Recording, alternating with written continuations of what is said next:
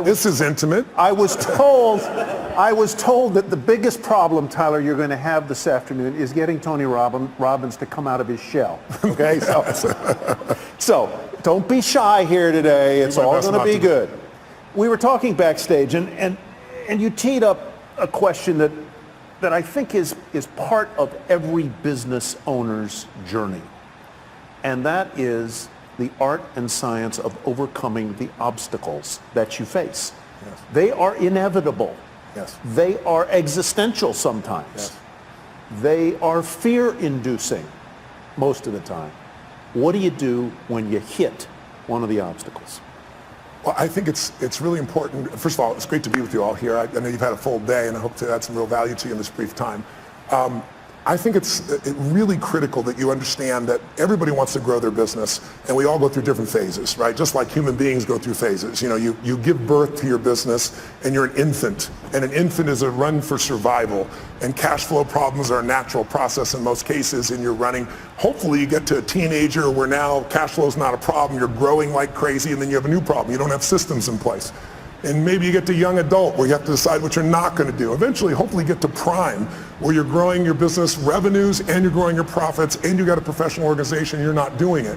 Because as long as you're doing it, really you don't have a business. What you have is you're self-employed. There's nothing wrong with being self-employed. But whenever you meet someone who's in business is stressed, they're always a business operator. And my focus is to become a business owner. How do you do that? You realize that the chokehold in the growth of your business is always the leader. And it's your skills and it's your psychology. And I found it's 80% psychology and 20% skills. You got to have the marketing skills. You got to be able to lead. You got to be able to recruit. You got to do all those things. But really, most importantly, you got to get it through what I call the threshold of control. And this, to me, is the secret to really succeeding in business. And it's pretty simplistic. How many of you snowboard or ski? Anybody out there snowboard or ski? Give you a sense? So most people are terminally intermediate when they get into that sport, right?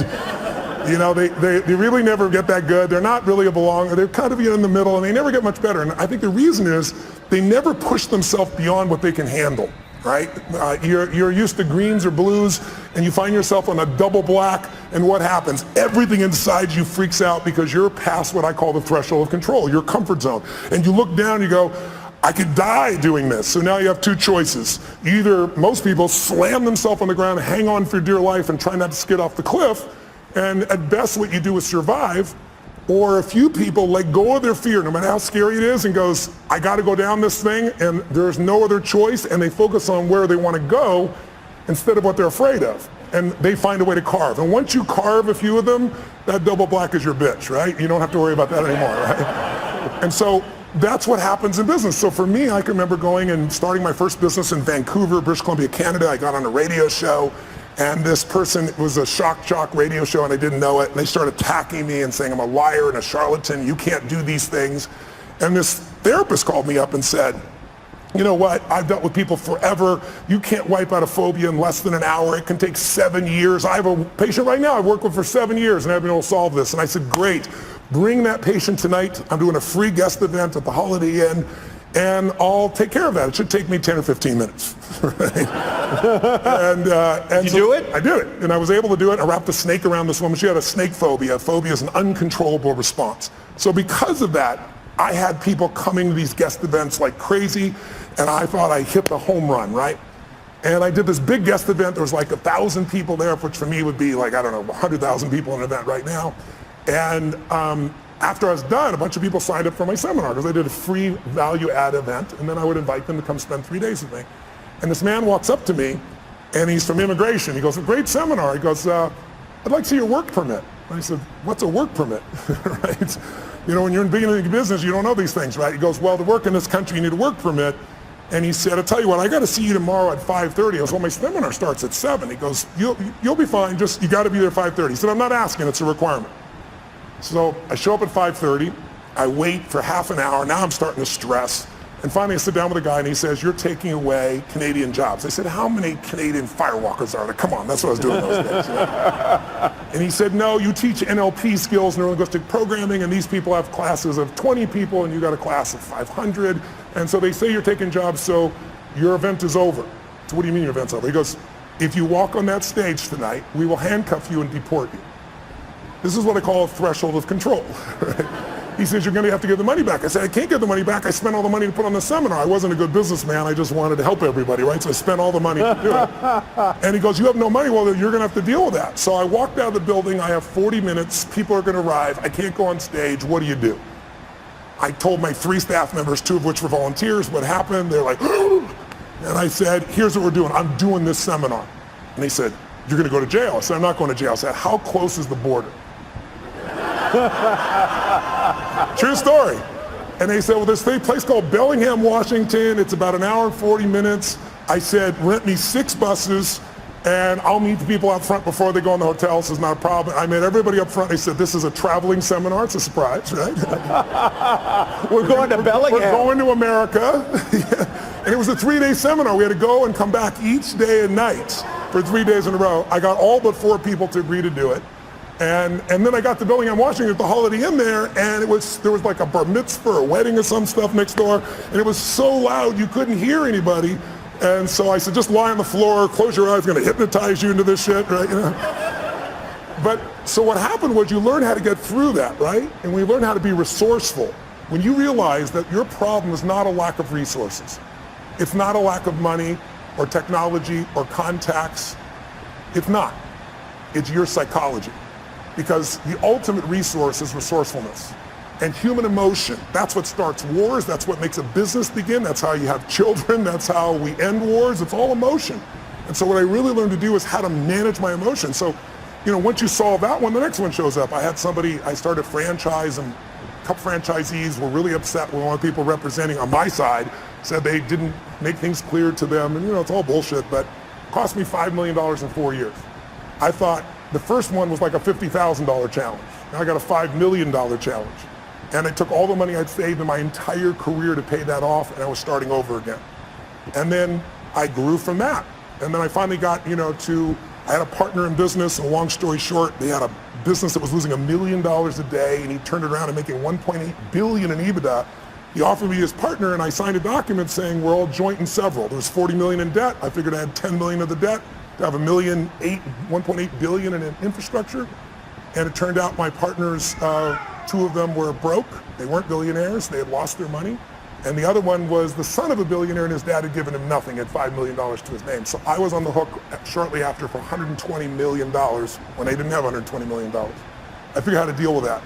By doing that, I eventually took my companies to this year will surpass $6 billion in 33 companies, because I made it through the threshold of control. So I want you to know, when you see these big numbers by any entrepreneur, they all started with blocking and tackling, and they all started with how do I get both the skill and, more importantly, the psychology. You can get the skill if you can get that part of you that just doesn't die, the part of you that finds the way to add more value than anybody else so you can keep growing. Where does the perseverance come from for you? Where does the indomitable spirit come from? Here, the title of your book, Unshakable. Yeah. Where does the drive come from? You did not grow up in easy circumstances. No. At all. No. No college. No. At all. No. All self-educated. Self-educated, a household that was not easy. True.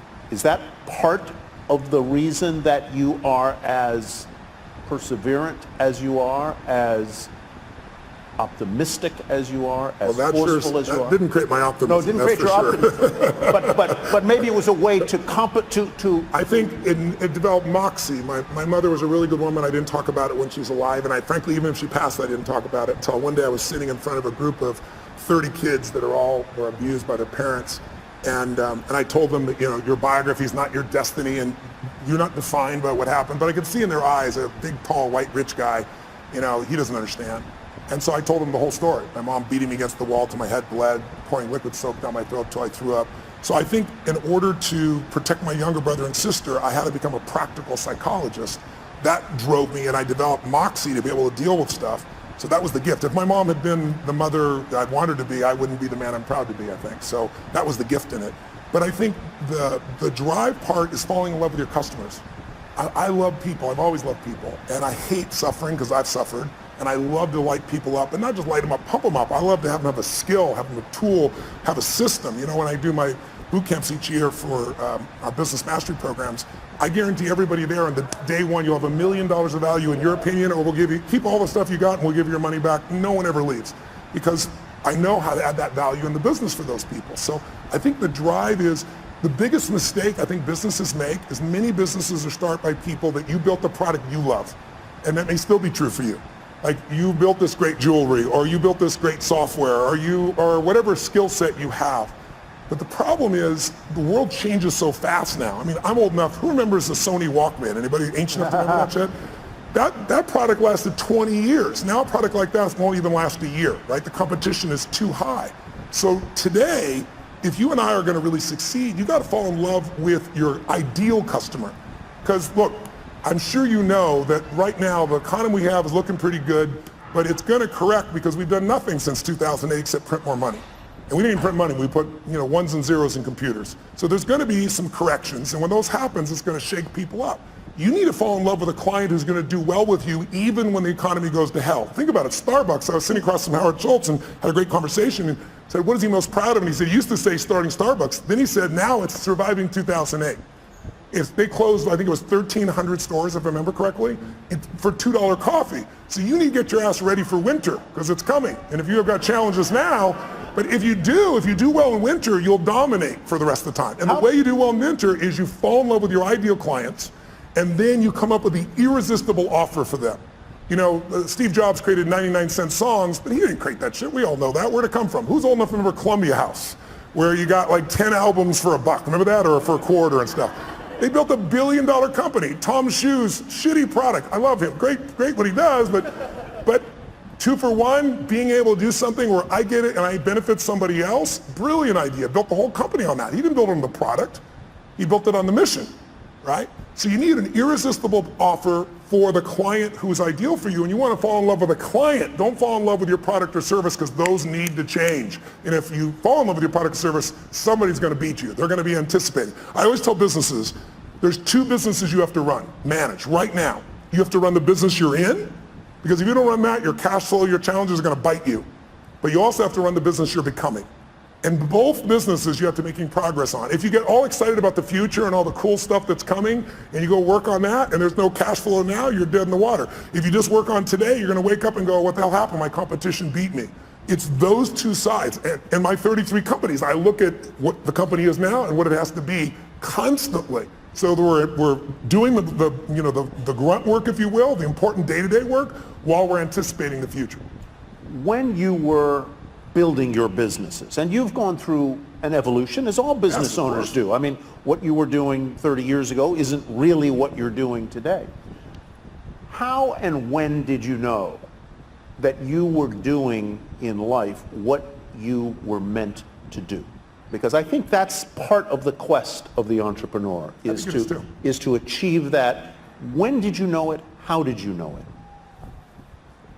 When did I know? I think I've known you. I think you know it at different stages, at different levels, at different times. It's like I can remember one that stands out from you. Yes, that pops in my head is President Clinton calling me. I was with Peter Guber, my partner in the esports business, and we both owned the LAFC, new MLS franchise, soccer franchise, building a stadium here. I was at his home in Aspen, and he says, the president's on the line for you. And it was President Clinton. And I picked the phone, and I talked to the president for a few minutes, and he told me what's going on. And I said, Mr. President, I'm completely honored you want me to come visit with you, and I'd love to, but I want you to know I'm not a fan. I said, it was the time in which you said the economy's stupid, and then you turned around and did all these things that weren't related to the economy, and he looked like a very weak president at that point. And I remember Peter looking at me going, you just told the President of the United States you're not a fan. He's calling you, telling you, inviting you to come out to Camp David. But it was great. I said, I want to be sincere. I'd love to serve you, but I'm not a sycophant, right? Yeah. And so I went there and spent time with him. And I think the moment I know that I was doing what I love was, there were a couple other people there, and they were all trying to get his attention. And he and I went for this walk, and this deer went by, and he was telling me, about all these past presidents. And he was honestly at the time complaining about how unfair things were. And I thought, this is the President of the United States, and he's effed up. And I'm 31 years old, and I got to help this bastard, It's like and then that night he wanted me to stay, and it was New Year's, and I left Aspen with my family and Peter, and I promised my family I'd come back, and I said, no, I promised my family, Mr. President, I said I'd be happy to work with you in the future, and I left. Leaving the president when everybody else stayed, was a moment I realized I'm doing what I'm really supposed to do. I've kept my priorities straight. My family's still number one. Making contribution is number two. I'm able to play on the scale that's global, and I'm able to play on the scale that matters most, which is local and family. I think that would be a moment that sticks out for me. I don't want to spend a lot of time on this, but since you brought up the subject of presidents, I have to ask you about the current president. Yes. Walked right into that one. Have you advised him? And if you haven't, how would you help him? Brain transplant? No, just kidding. Look, I know the president quite well. I've known him for many years. I gave him his first big speech. I might be to blame. He wrote about it in his book. He thought he was coming to speak to 200 people in my seminar with 10,000 people, and he just kind of lost it a little bit. And then his number one piece of feedback on how to succeed was get a prenup. And I thought, oh my God. And I know Mrs. Clinton. I know Mrs. Clinton very well as well. So I had a great difficulty in this last election because I felt like both parties lied. And I think that's extremely hard. I mean, everybody tells white lies, but some were pretty exaggerated and obvious on both sides. And so I found it was the more difficult time. I help people on both sides of the aisle. I don't talk about who I help unless they talk about it publicly. President Clinton shared, he called me one day and said, I got this overhead speaker, the president's calling him. It was in my offices, and big offices and 2 floors. And I went to pick up this phone, and sure enough, it's the secretary, and the president's waiting, and he says, Tony, they're going to impeach me in the morning. What should I do? I was like, could you call me sooner? It's tomorrow morning, right? What the hell are you going to do, right? So, he said, what should I do? And I said, the answer is not what should I do, you're asking the wrong question. First question I'm going to ask is, what do you want? Do you want parents, moms, dads to have their kids look up to you, or do you want to just stay in office? I mean, it's a different outcome. I said, if you want to stay in office, I said, easy for me, I'm not a lawyer and I'm not in your position, but let's be honest, you're never going to get thrown out of office. There's too many votes on your side. So I said, you're going to stay in office if you do nothing. But I said, if you really want to be respected, I said, you can share the truth, you're a lawyer, without putting yourself at risk and still get more of the truth out. And we had this great conversation. He said, man, that's exactly right. That's exactly what I do. So I'll call you back. I'll call you back in 20 minutes. So I'm waiting 20, 30, 45. About an hour later, the secretary calls me and says, President wants you to know he's still resolving things. He wants to get back to you. And then another 30 minutes went by, and I'm thinking, I'm affecting history here, right? And then I saw him standing with all the Democrats beside him just saying, nope, we're going to kind of keep the same component and went through things. So over the years, I've had a chance to work with people on all sides. And what I think about the current president is he's a terrible communicator, but I think he actually has some good ideas. And I also think he's communicated so poorly, and our world is so divided that now anything he says is seen through that filter. If I think you are the nicest man in the world, it totally controls my experience of you. It has nothing to do with you. It's my belief.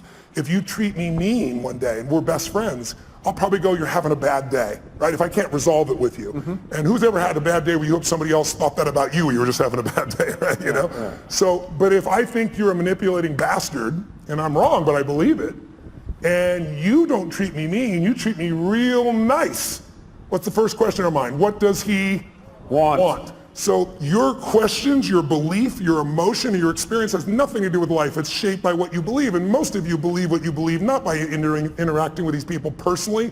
You're doing it through the media. And the media is a great component, but everything is sound bites. And let's be honest, it's no longer about informing you. It's about startling you. Informing you will never get your attention. There's too much. We got oceans, people say that we're living in an information society. That's total bullshit.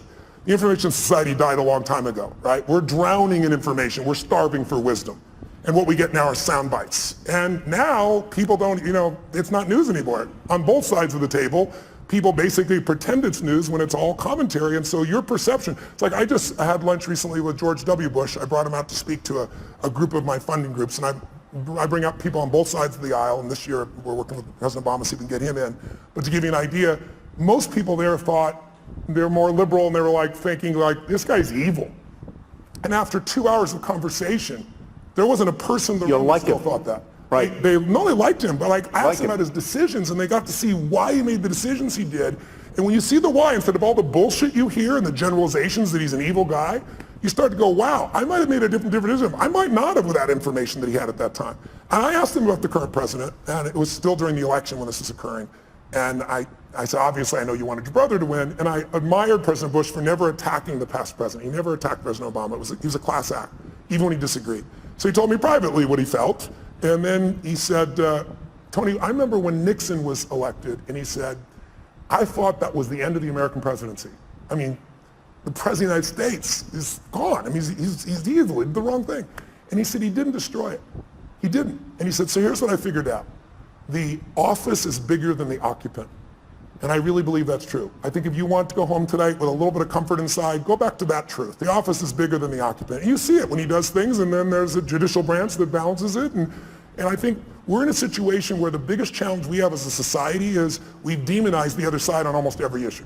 Right. It used to be that, congressmen and senators would go fight like crazy on the floor, and then they go have a beer together. Now you're radioactive if you talk to somebody. And that's huge. I met Mr. Gorbachev. I got a chance to fly him for 4.5 hours, and I asked him what ended the Cold War, and he said the end of demonization. He said it used to be you guys were attacking us, and everything you did was evil. We were the evil empire, and we knew you were evil. And he said one day, he said I was sitting there with President Reagan, and he was lecturing me. And he said I could feel the anger. He said I could feel my face burning red. I was so mad. And I said to him, you are not my teacher, and I am not your student, and you will not lecture me. And he said, then I lectured him on the evils of capitalism. And then we're going back and forth, and he said, so that's when in the Cold War. And I said, that's a really great answer, but I'm with you for 4 hours, and I want to know the moment. What's the moment? I'm a student of history. What changed the world? Because most of us forget. That's probably, take away terrorism. Terrorism is nothing compared to the level of nuclear assault that the USSR and the US had at that stage. Biggest change we've had. And he thought for a moment, and he shared this great moment with me. He said, he hit his leg, he's talking through an interpreter, but he recognizes, understands a lot of English. He's smacking his leg and giggling like a little kid. He goes, I will tell you the moment. He said, we were having this fight, back and forth, back and forth. I was lecturing him, he was lecturing me, and all of a sudden he just stood up like this, and he said, this is not working. And he turned and walked 3 steps away, and then he turned back and said, can we start fresh? My name is Ron. Are you Mikhail? And it had that same impact it did on you just now. He said, he was laughing uncontrollably. He goes, I knew I could do business with this man. You had to love the man. And then he said, Reagan also knew that Gorbachev loves children. And there were no children going to go to the USSR, right? Soviet Union. And Reagan brought a group of children over and let them be in the care of Gorbachev. And he said it completely changed the game for him. So it was a moment, just a moment of breaking somebody's pattern. And that works in an intimate relationship, it works in a business challenge, but it also works on the scale of society and history. I want to go to audience questions, and I hope you all have sent some to the Iconic Tour hashtag. I'll go to those in just a sec. But from politics back to entrepreneurialism and entrepreneurship, you've built businesses, you've faced business challenges, you have talked to people like the people in this room, entrepreneurs. What do they ask you most, and what do you tell them? Time. Time seems to be the largest issue. How many of you have time issues in running your business, having to have a life and your time? Can I see your hands out there who feels like that's there? So you can see it's about 90% of this room, right? And some people are just too tired to raise their hand. But the issue of time is not the real issue. The real issue is that they're operating as an operator, not an owner. And so what I start to do in the beginning, you have to do both, right? But what I start to do is show them how you have to be able to break off and get other people to do things. But more importantly, I teach people, I do a 5-day boot camp, I call Business Mastery, a couple times a year, and we bring in businesses from all over the world, literally. And we have people just starting a business, and we have people with, businesses that are doing $1 billion, $2 billion, $3 billion. And what you find is that there's a common pattern amongst all these group of people where they find themselves, if it's a small business, they do everything because they figure like they're the only one can do it, or they tried someone else and they failed. Well, that happens in every business. You have to begin to leverage yourself, or you're just going to be self-employed, and you'll never have the scalability. A business is a system that adds value even when you're not there. And you as a leader have to get good enough to both hire people and train people so that you're not a manager. A manager works with people to make sure they get the job done while you're there. But if you have to be there, could I run 33 companies? I mean, every 4 days I'm on a plane, train, helicopter on stage somewhere on average in a year, and I got 33 companies. There's 12 I manage directly, but I couldn't do that by management. I do it by leadership. I build leaders who can make their own decisions. I hire people that are the best of the best. Now in the beginning, that's hard because you have no money, right? So you hire the best, it's called you, and you pay them nothing, right? And then now you try to hire other people, and what do? You hire your friends, which is a disaster because they're not as skilled, and you love them, and it's hard to manage them. And then I hired people that were really talented, but they were mean, they didn't share my values.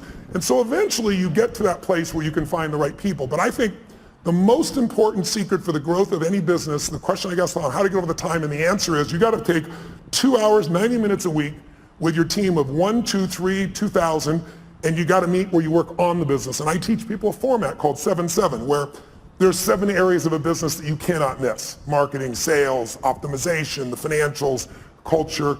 And I'll make sure that each week you and your team focus on that, not the day-to-day business, but how do we strengthen our marketing, not just for this run, but overall how we build the brand. What do we do to change our sales process? How do we optimize the business? How do we spend no money and grow the business 30% in the next 3 to 6 months?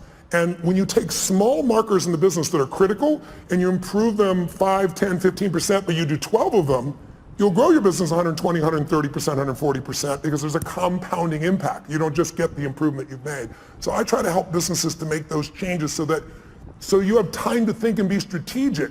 Because if you're just running, how many of you are stressed? I'll be honest if you would. Today, being here and not being at your business, how many feel some stress in your business being away even for a day? Okay, write down, I'm a business operator, F that, right? I'm gonna become a business owner, you've gotta be. Yeah. Let's go to a question from the audience. What would the 30-year-old version of yourself say to you today with conviction and be flat wrong about? Let's see. What would the 30-year-old Tony Robbins say to you today? Well, first of all, he's dead, so he's not going to say shit today. I buried him a long time ago. It was on 57. I would say the 30-year-old would say, this is what we're going to do this year, and it would be these huge numbers. And I developed a principle around the time I was 30, which is most of us overestimate what we're going to do in a year, and we underestimate what we're going to do in a decade. And a decade happens that fast. You'll blink your eyes and the decade will be here. That is a great point. I really, truly, everything I do is long term. I think it's the biggest challenge we have in corporate America is everybody's looking at the next quarter. Instead of the best business people, the Mark Benioffs, the Steve Wynns, the Peter Gubers, the people that I hang with, they all are decade-long people. When I was 14, I said, this is how my life's going to. I decided. I said, in my 20s, I'm going to help. I want to have the skill to help anyone change their life. If I'm committed and they're committed, it's going to be done. I'll have the ability. So I got to build to that, which I did. And then I said, in my 30s, at 14, I said, I'll do that with groups of people instead of one-on-one. And then in my 40s, I'll do it with big groups. In my 50s, I'll do it with companies. In my 60s, I'll either do it in government as a servant there or in a religious context, because I'm a spiritual person, but I don't tell people what to believe religiously. But at that point, I've lived long enough, maybe I will. Would you ever run for office? Before I would have said yes. Now the answer is no. I've served on both sides of the aisle, and it's not really about the office. It's about fundraising right now so much of the time. And I would not do that unless I ran with my own money and maybe a small number of friends. But at this stage, I think it would disrupt my wife's life so much. Yeah. I'm a very public person and she's not, and I feel bad for her, so I don't think that would be the right direction. Let's go to Jeff Conlon's question. If mindset is the key or a key, how do you shift your mindset? I was going to ask a question that's related to that, and that is, you're now, you say you're top of the world, but you're a confident guy. What do you do? What do you do when you have self-doubt? And that's sort of, how do you shift your mindset? How do you deal with self-doubt? I don't have a lot of it at this stage, but I... Shocking! I'm being honest, right? I think self-doubt is, instead of self-doubt, I would say questioning. I think it's critical to question, but at certain stages. If you're questioning all the time, you have nothing but fear and doubt, right? You only believe something because you don't question it, right? Someone tells me, oh, so-and-so, talk behind your back, this, and you go, no, they're my friend, they'd never do that. Your belief, you're certain they're not going to do it, so you don't even entertain it. But if 2 or 3 people tell you that and they go, wow, could John really be doing this behind my back? And you start questioning it. Have you ever done that? You've been upset with somebody, you confront them, and then you find out it's all bullshit, they didn't do anything wrong, and you feel like an idiot? So for me, I think there's a time to question.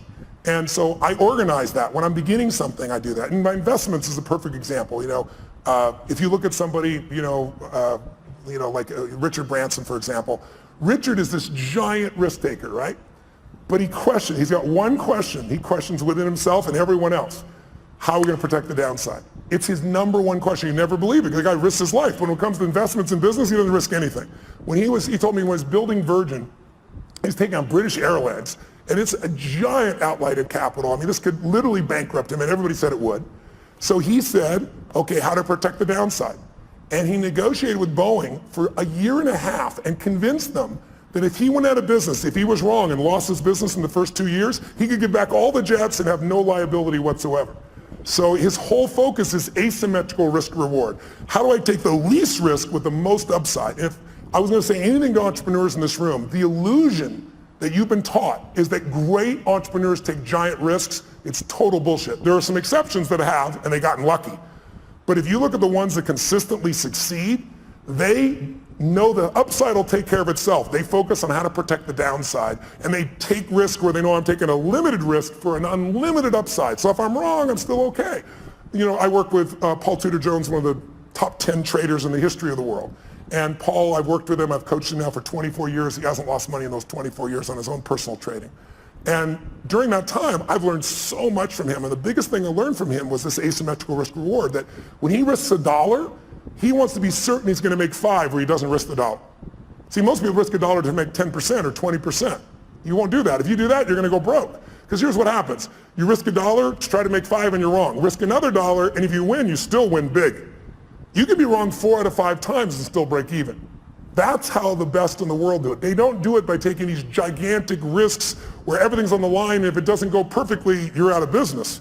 That's why most businesses go out. You want to think of asymmetrical risk reward. Tudor Jones, curiously, as an aside, was a classmate of mine at the University of Virginia. Wow, that's awesome. I met him there. He would in the world. never remember me, but a fascinating guy. Another aside, because you mentioned he's a hedge fund manager in Connecticut. You did a brilliant interview with Ray Dalio for, I believe it was Facebook, not long ago. Yeah. And his book is really terrific, called Principles. I recommend you all go get it. Very, very good. It's one of the greatest business books I've ever read, because if you don't know who Ray is, most of you know Warren Buffett. That's because Warren Buffett is sweet in shares and his public nature. But Ray is actually the most successful investor of his type in the history of the world. He's returned more money to investors from a hedge fund perspective than anybody in history. When I met Ray 10 years ago, you had to have a $5 billion net worth for him to talk to you. You couldn't be a billionaire, that's too weak. And you had to give him $100 million to start. Now he won't take your money no matter who you are. When I went to go interview him the first time, the Prime Minister of China was talking to him on the phone. He was coaching China on what to do with their money. That's how brilliant he is. Yeah. Hedge fund people, if you're familiar with rich people give their money hedge funds, a big one might be, let's say, 20 billion. He's 160 billion. But go get his book. He flew down to Palm Beach to my home. And it's called Principles. He said, I want you to be the first person to interview me and do it on Facebook Live, so I did. But I love this man, and he will show you how he built from nothing. He literally started with nothing. He worked as a caddy. He started when he was 26 years old in a 2-bedroom apartment, and now he's got 1,800 employees and 160 billion. And he's one of the 100 richest men in the world and one of the top 10 that you'll meet. But his insights about how to run a business, how to run your life, we all need principles to guide our decision making. If you really think about it, success is the result of good judgment, right? If you make great decisions, you're going to succeed. But where does good judgment come from? You know, good judgment often comes from experience, and experience often comes from bad judgment, right? So what I found is the way to speed it up, the way to have less of that bad judgment is I got to think about that for a minute. That's good. That's true, though, right? Good, yeah. So I found the way to speed it up is not learn through my own experience, but learn by modeling others, compress decades into days. So if you can get in Ray's head, now Ray's been a very private man for the last decade and a half, but he's 68 years old. He's a good friend, and he's entering this stage where he now wants to go public for a short time, give everybody a nose, and then disappear because he feels an obligation to give back to the society and human beings that have helped him to succeed. Yeah, so go pick it up. It'll be fantastic. We had him at another event, and he talks about this idea of radical transparency and how he runs his business.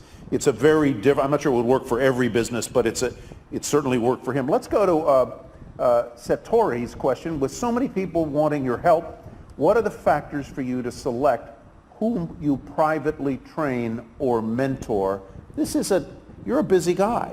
You've got a time management thing. Yeah. I'm sure a lot of people would like a piece of Tony Robbins' mind. Yes. How do you decide whom you're going to help? Well, first of all, I try to do things online. There's a zillion things on YouTube, so no one has to spend any money. Anybody who wants to be inspired can do that. The only thing I don't like about that is it's random. Mm-hmm. I'm a system guy. Like, I know how to take you from here to there, so I have products that can do that for people. And then I have events, and the events have gotten bigger and bigger. Now we do 10, 14,000 people in a weekend, and so anybody can go. Who I coach are people that I know by touching them I can touch millions more. So when I work with Mark Benioff at Salesforce, in the early days, Mark sat in the front row, came to 3 of my same seminars in a row, and was like, are you new? Are you a little slow? I was teasing him, you know? And Mark's as big as I am. He stands up, and I'm looking at this guy eye to eye, and he goes, my name is Mark Benioff, and because of you, you finally pushed me over the edge. I'm going to start my own business. I'm leaving Oracle. I'm going to start this company called Salesforce.com. And he said, and you mark my words, we're going to change business around the world. We're going to do $100 million in business. Well, this year he's going to do 10 billion, right? So he's grown a little bit. But when you're around people like that, you get to see what the distinctions are that separate people. You get to see what makes them stand out. And by coaching him, I'm able to affect everybody, not only all of him and his employees, because he's that kind of owner, right? He's a leader, but also he's a leader in the social community. He's very conscious about that. And everybody from Facebook to Apple to GE, their back end is Salesforce. So impacting him impacts many other people. And then I just pick people who I feel the need is. I mean, somebody stops me on the street, my wife will tell you I can't not help. I got to help someone. Now I may have limited time, so then I'll invite them to a seminar or send them a book or a package or something so I can give them a guide to go to the next level. So I don't ever say no, but I can't coach everybody one-on-one, so I try to do it in groups where there was a wonderful anecdote I read, since you brought up Mark Benioff, that I guess he was a guest at at your home or resort in Fiji, and in the middle of the night, he and all of the other guests, this goes to the question of how do you overcome your fears? Tell that story about Benioff jumping into the river and what you didn't tell him about the river. Okay. Well, I have a home in Fiji. I've been going there since I was 23, 24 years old. It's my favorite places in the world. And the people there are extraordinary. You're carried as a child every day for 6 months by someone 24/7. So when we talk about raising, being raised by a village, it's true there. And they sing in 4-part harmony when they're 4 years old. So when I went there, I was touched by it. And I went and explored this island, and I was with this chief. And they have this river that goes both ways, because it's this river where the ocean comes in, and it looks like out of Africa or something you'd see down in South America, and eventually goes in this scary looking area into a giant lake. But the tide is so fast, it would just take you. And then 8 hours later, it reverses and goes back out. So I was with him this one day, and I said, are there any fish in there? And the Ratu, which is the main chief, points out, goes, what about that? And we looked back, and it's a giant manta ray going under the bridge.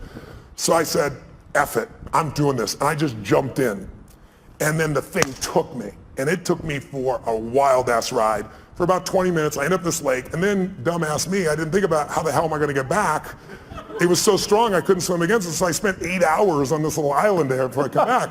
So then I came back one time with a friend. It was nighttime, and I was like, they were talking about Devil Rock and Shark Alley and all this shit. And I was like, let's do it at night. But I had a boat waiting for us in the lake to bring us back. But we jumped in, and it was scary as hell, and all the phosphorescence going on looks like pixie dust. It's a wild experience. Flying fish scare the shit out of you. They come by.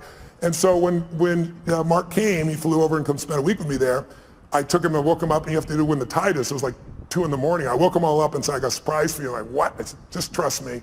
Dragged them all on, put wet gear on them, gave them life preservers, and then threw him off, and Mark was freaking out, and I grabbed his hand. I go, we'll go on 3, 1, and we went on 1. Because I can feel him, and he's as big as I am.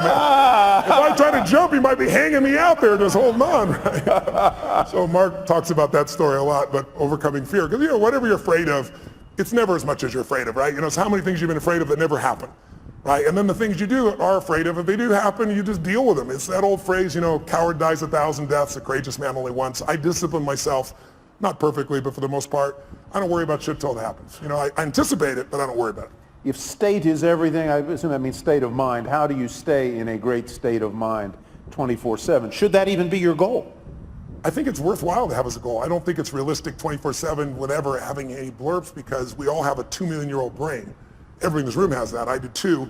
And it's not designed to make you happy. It's designed to make you survive. So if I said to all of you right now, what does that brain look for? It looks for what can hurt you, and it exaggerates it. And since there's no saber-toothed tiger now, it says, what are people thinking of me? Will my business make it? Do I have enough money? And these are all easy things to solve, but our reactions in our gut, when we let the fear part of our mind take over, that basically the survival software, if it runs you, you're in trouble. So a few years ago, I actually lecture on this now. I say, you need 2 skills to have the quality of life you want. If you want an extraordinary life on your terms, whatever your terms are, you need to master the skill of the science of achievement. You got to figure out, how do I take what I dream about and make it real? And it's a science. And you can model other people, and you can learn, you can speed up. I've spent my lifetime doing that. But the second skill, and the one that most people don't give enough value to culturally, is more important. And that is, you need to alter, if you want an extraordinary life, how many people do you know that have achieved it? How many have done this? Who's achieved a goal that was a big goal? You worked your ass off and you achieved it. And then your brain went, is this all there is? Who's had one of these moments? Yeah, almost everybody. And that's worse than failing, because we're all achievers in this room, right? So if you fail, what are you going to do? You get back up, you try another approach, you're going to eventually succeed. You know it in your gut if you're really driven. But if you succeed and you're miserable, now you're what I call technically screwed, right? I mean, because if you're not happy with what you got, I mean, failing, you can get up and do something new, but succeeding, where do you go? So I really believe, you look at somebody like say, Robin Williams. I think the loss of him is one of the greatest losses we had. He's loved worldwide. I asked people all over the world last year, in China, I asked them in Japan, and Sydney, Australia, throughout the US, how many of you loved, don't raise your hand if you liked him, how many of you loved Robin Williams? I'm curious. Keep your hands up, look around the room. Like 98%, only 2% assholes that didn't like Robin Williams in this room. But when I say this, I didn't say like, I said loved. And so here's a guy, was he an overachiever? He came to Hollywood, everybody comes to Hollywood. He said, I'm on my own show. Yeah, sure you are, buddy. Who's old enough to remember the show? What was it called? Mork and Mindy. Mork and Mindy. It's old people in this room, clearly, right? He does Mork and Mindy, but he also makes it the #1 show. Then he says, I'm gonna have a beautiful family, he does that. Then he says, I'm gonna make more money than I could spend, he does that. Then he says, I wanna make movies, he does that. Then he says, I wanna win an Academy Award for not being funny, his #1 skill. And he did it. And then he hung himself in his own home, leaving his wife and children to find his lifeless body. How do you explain that? I'll tell you the answer. He made everybody happy but whom? And his wife said he had Lewy bodies and upsets in his brain. That's all true, but he used drugs and alcohol his entire life. He suffered his entire life, made everybody happy but himself. And so I love the guy. One of my birthdays, I was at TED and I did this talk, which was very popular, and he came to my birthday party. A bunch of guys took me out to dinner that night and jumped on top of the table and sang happy birthday as a Russian woman and then as a Chinese man. And you know, I've never lost a suicide, knock on wood, out of thousands. We've made films and follow-up, but I had no idea that's where he was. But I look at a man like that and I say, he's a warning as much as we all loved him, even more so because we loved him. I know none of you are going to kill yourself. I'm not worried about that. But a lot of people live a long time, but they don't really live. You know, because they let their stress and their frustration, you know, I always say achievers don't get fearful. We're all achievers, right? We don't get fearful, we just get stressed, right? Stress is the achiever word for fear. Because when I say to you, what are you stressed about? Well, I got to do this, I got to make this thing happen. What if you don't? Well, I got to. Well, what if it'll fall apart? What if it falls apart? Then it'll fail. What if it fails? Then I'm a failure. What if you're a failure? And now if I follow the trail of your stress, it'll take me to your deepest fear. And the only way to have your life work is to face that fear and push through it. What is courage? Courage does not mean you're not afraid. It means you're afraid and you do it anyway. You're scared shitless, but you do it anyway. And I think if you're going to succeed at the highest level, you've got to face those fears. Leads right to the next question. Based on your experience, what are the top 3 characteristics to have in order to be successful? For these type of people, what does success look like? What does it feel like?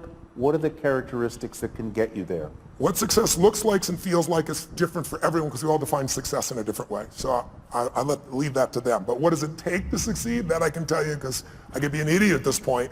But when you've been with 50 million people, 4 million in live seminars for days and nights and days and nights, I know that whatever we do, it's the result of our patterns. It's not us. There are certain patterns that'll make you angry, they'll make you frustrated, they'll make you pissed off.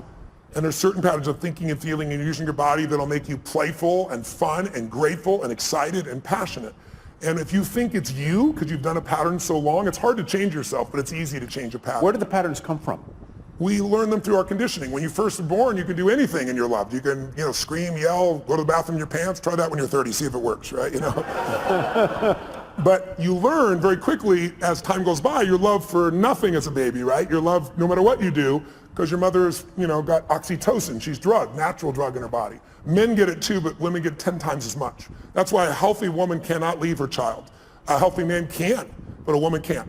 Right? She's biochemically healthy. And so you look at this and you say, what are the 3 things needed? I can tell you what they are. The #1, I love intelligence. I love wickedly intelligent people. I try to hire as many of them as possible, learn from them. But what's more valuable than intelligence is hunger. that you find, if you looked at what's the common denominator between Richard Branson, Mark Benioff, you give me your list of whoever it is, I guarantee if you dig underneath, their hunger has never gone away. Some people get hungry because they got a goal to achieve something or get in a swimsuit by a certain date or some stuff, but that's not an identity change, right? These are people that are like myself. I'm hungry today at 57 more than I was at 26. I'm feeling me. And when I say hungry, I'm hungry to contribute, to learn, to grow, to make a difference. I'll never settle less than I can be or do or share or give or create. And everyone I know that's successful, that's the driving force. Because with that hunger, you can get the skill. With that hunger, you can figure it out. There are a lot of very smart people who can't fight their way out of a paper bag in a pragmatic way. And they got, great transcripts and shit like that. I went to Harvard one time and I spoke, and right before I spoke, they had voted at Harvard Business School to not release anyone's transcripts to the recruiters of the businesses coming in, to block it. And the argument was, your education is more than just your grades. And I went berserk. I got up there, first of all, they said, Tony, I expect to be, 1,000 people there, a couple thousand people there. And they said, no, Bill Gates was here, we had 300 people, it's gonna be much smaller. But we ended up with about 1,200 people, standing room only. And they gave me 30 minutes, and of course I went 3 hours. I did, no one left. But one of the first things I did, I said, what is this bullshit I'm reading? This was in the paper that day. I said, listen, I'm not trying to be disrespectful, but you've been disrespectful to each other. I said, if you're not willing to show your transcripts, I agree with you. Your career, who you are, is more than just your degree here. But you chose Harvard for a reason. And there are people here that have worked around the clock and gotten, 4.0, and you got yourself a 2.6, and you're going to block them because there's more of you than the 4.0. It's not going to work that way when you get in business. When you get in business, you guys who are doing this right now, you're going to be judged on one thing, results. And your grades are the results in this context. And if you think your grades are not it, then convince me as the interviewer that the grades are a part of it, but there's so much more you've done. If you can't do that, you're never going to make it. I said, you guys, anybody voted for that? Just count on a future that is full with pain. And the room was like, it was pretty intense, I guess. I thought it was pretty soft, personally. And then all of a sudden people stood up and they did a standing ovation, and people said, this is bullshit, because this is what happens sometimes in a democracy. Sometimes in a democracy, the lowest level standard is what becomes natural. We're seeing it right now on the political side. We're seeing people that are, in Berkeley, the home of free speech, people throwing things, burning things, destroying things, who are supposed to be liberals who should be open for open speech. And then you see conservatives that are just as dumb, saying things that are inflaming people. It's not one side or the other, it's us as a society. We gotta shift it. We gotta go from demonization to saying, let's say it's a fight over guns. Very emotional fight. What's the problem? We demonize each side. Nobody in this room, whether you're pro-gun or against gun, whether you want gun regulation or not, there's nobody in this room that doesn't want their children or their friends or their family safe and protected. We just disagree. People disagree on how. And if we can start with what we agree on, we can actually make progress. But today, there's no progress because we now also augment this with social media, and we augment it with the regular media. And think about it. The media is not here to inform you. They're here to startle you. We all know if we say something inflaming, you're going to talk about it, share it on social media, and they get a multiplied effect. It's all about advertising. So you have to really discern yourself today. You have to understand it's the Wild West, not only on the internet, but on television as well. And you have to decide, if you're an independent thinker, what is really right, and maybe be part of the solution instead of another person that attacks the right or the left, Donald Trump or whoever it is that you'd be attacking. There's lots of people that are easy to attack, but attacking doesn't change or improve anything, in my opinion. We gave you 45 minutes. Would anybody here mind if we went a little longer? Would you mind if we went a little longer? Sure. So let me... 5 or 6 more hours? Yeah, 5 or 6 more hours. We'll bring the bar inside is what we'll do. But I want to finish what I said just for 1 second. Yeah, please do. I want to answer this person's question, which was 3 things. Oh, 3. We got through 1, hunger. Yeah, okay, let's get fast. 2 and 3. Hunger is the number 1. I think the number 2 is having a mission larger than yourself. Because it's kind of like having a child, right? Having a child is a very exciting thing, and then you have a child and you go, what did I do? Sometimes, right? Same thing with a business, right? You've got to really be able to have something you're doing it for that's more than you, because in the early days of the business, it doesn't really make you any money, and you work your tail off. So you need pride of ownership, you need joy, you need a mission. And I really believe until you find something that you care about more than yourself, you'll never discover what you're capable of. Because we'll all do more for others that we love or respect than we'll ever do for ourselves. That's part of the beauty of being a human. Most of us do more for our kids, for example, than other people. And then I think the third thing is, you got mission and hunger, is you really have to become obsessed with strategies. Because strategies can save you so much time. The wrong strategy, I'll give you a stupid metaphor. If you said your number one goal is to see a sunset, and then you start running east as fast as you can, I don't give a shit how positive you are. I don't care how hard you work. I don't care how long you've been putting into it. You got the wrong strategy. But the right strategy in business and in life can save you a decade. And someone else may have spent, again, a decade figuring it out through trial and error, and then they figured it out. You might be able to learn it in 6 weeks or 6 months or 6 days or 6 hours. So I think that would be my third element. So let me ask you a question that may be a little off point, but I hope helpful. A lot of people in this room and a lot of people in the world want to follow their passion, okay?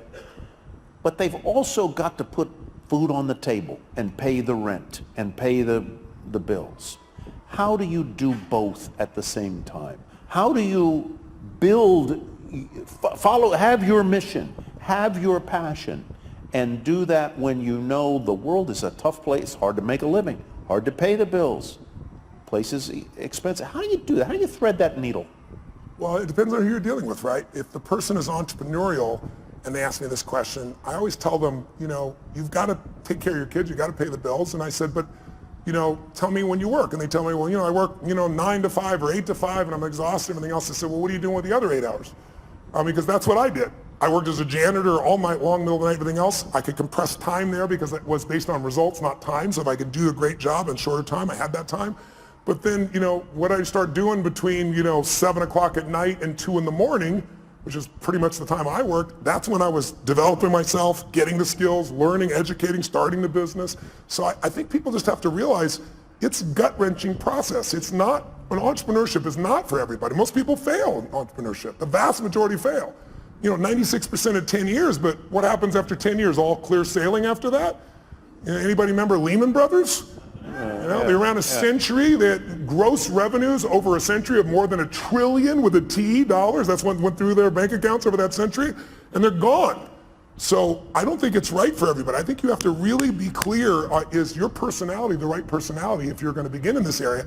And then if you're going to work for somebody else, you can still become financially free, but that means you got to stop being a consumer and become an owner under entrepreneurs. You want to own businesses, right?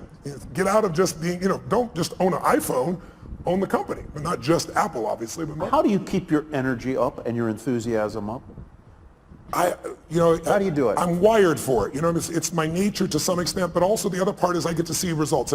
Who here has been touched by my work before? I'm curious. Anybody in this room? So look around the room, and how's it hard to be inspired when I'm in a room and a third or 40% or 50% have used my work? And so people come up to me every day, dozens of people a day if I'm traveling, and they tell me the most amazing stories. Outside my children and my wife, that's probably the greatest gift of my life. I never get tired of hearing it, and it just makes me want to deliver more, give more, have more impact. Yeah. You get the last word. Tell them what you want them to know. Well, if you're entrepreneurs out there, here's what I'd say to you. I'd say, don't be so damn hard on yourself. I know that sounds counter to being an achiever, but when you're beating yourself up, you're sucking out the energy you need to move forward. It's kind of like, I always tell people there's so much energy, and I've built mine. I do a lot of things to build my energy to be incredibly strong and have really strong endurance, because to me, energy is life. If you don't have strong energy, you're not going to do anything. But even after we look at that energy, it only goes so many places. So if your energy is being caught up, if you take energy in a business and you pour it into external marketing, going out and reaching people and adding value, that business is going to grow. But if there are inner conflicts in that business between people, then the energy is being sucked in here and less energy is going out there. The business is going to have problems. That's also true of you. If you allow your disappointments to create these inner conflicts and fears and you let them run wild within you, they're going to suck the energy out you need to go to the next level in your business. You have to discipline your disappointment now. Mine is the 90-second rule. So watch this. Try something real fast. Look around this room. I'm going to give you a test. Look around this room and see everything that's brown. I'm going to test you in a moment. Look behind you, look around you, look at clothing, look at people, look anything that's brown. Brown, brown, brown, brown. Record it in your mind. Close your eyes. Now, with your eyes closed, tell me everything you saw just now that was red. If you see more brown than red, say I. Open your eyes, look for red now. Really look for red. Look for it anywhere you can find it. Look around you, look beside you, look at the front, the back. How many found more red this time? Raise your hand if you did. Say I. Why'd you find more red this time? Because you told me to. Seek and ye shall find. But here's what's amazing. Seek and you shall find even if it's not there. I'll prove it to you. How many saw beige shit, called it brown just to feel successful? How many saw burgundy, called it red just so you can count more pieces? So if you think you're a jerk or someone else is a jerk, you're going to color it. You're going to change it. You're going to find the jerkiness in them. You're going to find the jerk in you. It's really important that you manage your mental and emotional state because you are the business. If you are the leader, your responsibility, your job, your opportunity, your privilege is to be able to truly lead. And you cannot lead if you're living in fear. You cannot lead in a place of constant uncertainty. We all have uncertainty at times. But if you watch an athlete go out to shoot a free throw or a kicker in the NFL to go kick the ball, how many have ever seen that person, they're about to kick it, they're about to shoot it, and you go, they're going to miss it, and you know they're going to miss it. Who's experienced this before? How did you know? You could see in their body that they're missing the core ingredient, absolute certainty. You can have the great skills in the world, but when you lose that certainty, the athlete goes down. That's usually when I get the call. I got to rewire them and get them back where they can execute at that level. So be kind to yourself, as corny as that sounds.